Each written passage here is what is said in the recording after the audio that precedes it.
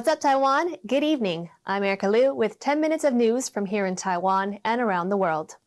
Taiwan is offering a new incentive to get more senior citizens vaccinated. Ryan Kilpatrick has the details.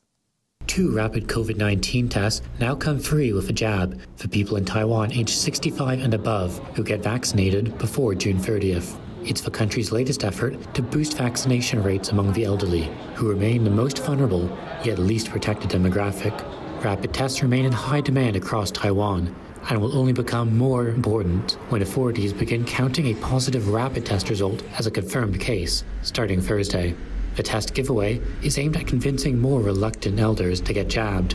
Vaccination rates among seniors in Taiwan have long lagged behind that of regional neighbors like Singapore and South Korea. Around 2/3 of COVID-19 deaths reported on Wednesday in Taiwan were of people aged 80 and older. The mortality rate among the age group is over 10 times that of those 40 and above. When the Omicron variant ripped through Hong Kong earlier this year, over 95% of deaths were of senior citizens, less than a fifth of whom were fully vaccinated. Getting more elderly vaccinated in Taiwan could help to prevent unnecessary deaths.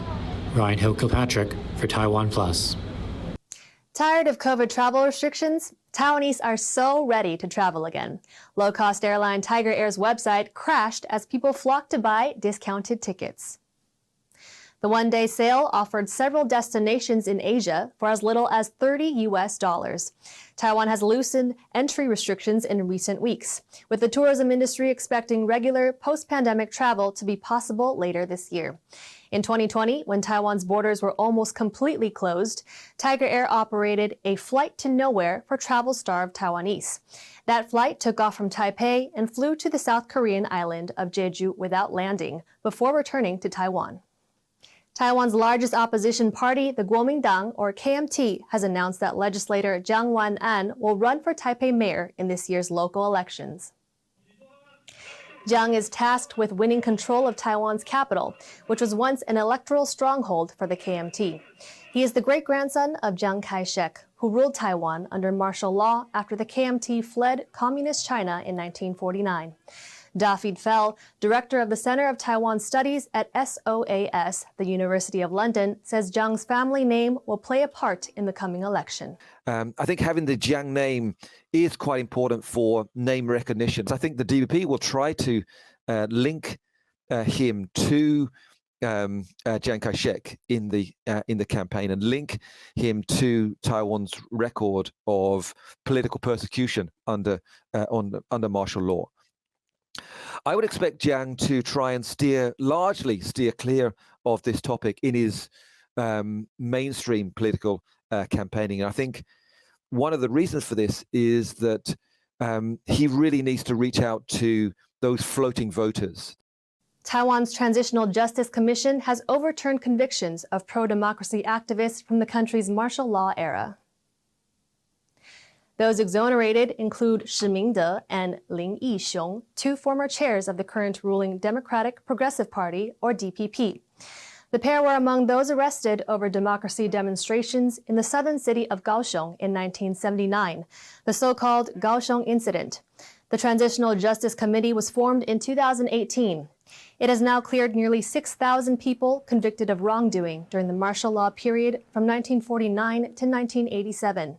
The committee is set to disband at the end of this month with a final report on political repression in Taiwan. Taiwan is getting pummeled by a Plum rain front. That's the name for the annual spring East Asian rainy season. There's been heavy rainfall across much of the country over the past 2 days. The Central Weather Bureau has issued rain warnings with special caution for mountainous areas which are prone to landslides. Wednesday morning rains turned the roads in the southern city of Kaohsiung into rivers, and relief might not come for a few days. The Bureau is predicting the rainfall will continue into the weekend. These cute Eurasian otters are from Jinmen Island, their last remaining wild habitat in all of Taiwan. But the Jinmen otters are facing a critical situation. Wednesday is World Otter Day, and our reporter Sandy Chi spoke with Zhang Liao Nianhong, a Taipei Zoo Assistant Research Fellow, about the threats to the animal's survival. 在台湾的话，欧亚水獭大概已经有30年没有被记录到、观察到了。以前的话，其实在一些低海拔甚至东部的一些地区，都有发现过欧亚水獭的踪迹。在这30年之内，我们就没有看过任何活的水獭的个体。在靠近福建的金门岛的话，还有一个稳定的族群在那边。那这也是目前唯一台湾我们能够看到水獭的地区。What is its importance in nature, and why do we have to protect them? 水獭的话，在大自然里面是最顶级的掠食者，也就是说，它们的存在就代表了这个生态系有一个完整的状态。如果说一个生态系缺乏这些顶级的掠食者的话，它可能会发生一些失衡的状况，比如说一些生病的个体，它不会被淘汰掉，然后这些传染病就会传给整个族群，造成更大规模的那种死亡或者灭绝。So what have you done for the animals so far, and what are the challenges that you have faced? 这几年的话，我们就用 DNA， 然后大规模的去监测整个金门岛上水獭的族群的状况。我们其实发现，金门岛虽然说看得到水獭数量很多，它们大部分都是年轻的个体，然后那种年纪比较大，然后是在繁殖年龄，就是可以有繁殖能力的个体，老实讲并不多。这是因为欧亚水獭它有很强烈的领域性。那这种有强烈领域性的动物来讲的话，它们会争夺地盘，也就是说，在金门岛这个不大的地方的话，其实它们可能争夺地盘的情况还蛮严重的。像我们去年就记录到，大概光是记录到有金鸟个体就超过100只，然后这100只里面的话，其实超过2岁半3岁，就是它有繁殖能力的个体，大概有不过20-30只左右，然后其他都是年轻的个体。然后这些年轻的个体的话，我们通常追踪1-2年之后，就是说它出现1-2年之后，我们就追踪不到它了。最有可能的情况就是他们跑到别的地方去，因为他们要争地盘，他们只往外跑，并没有新的个体跑进来，他们的血缘可能就会越来越接近，然后血缘越接近的状况下，其实对整个族群长久的发展非常非常不好。所以说，在金门水獭来讲的话，我们其实还蛮担心这些事情的那个潜在的一些影响。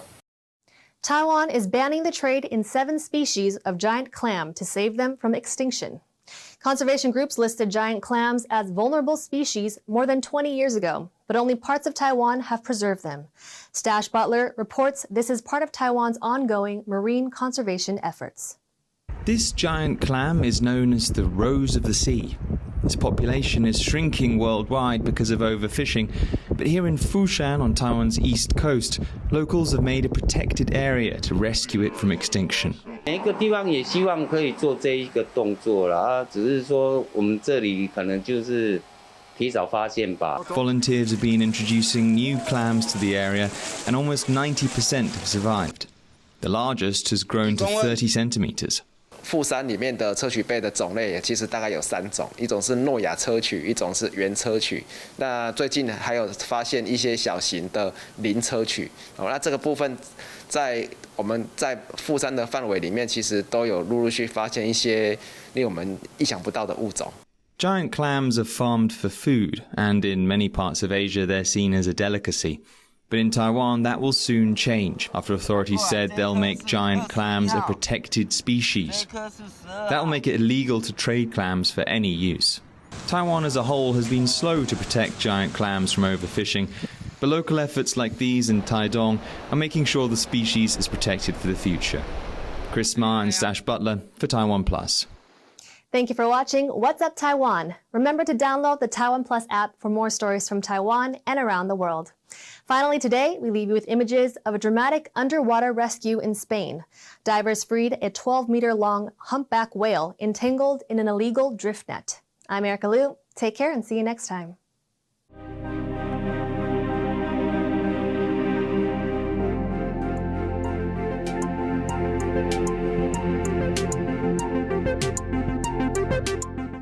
In a changing world, when voices are being silenced, TaiwanPlus is listening. We tell those stories. No compromise, no boundaries, people in Taiwan. no fear. I want to study Chinese. I'm Ryan Kilpatrick. Capital Taipei. TaiwanPlus. TaiwanPlus News.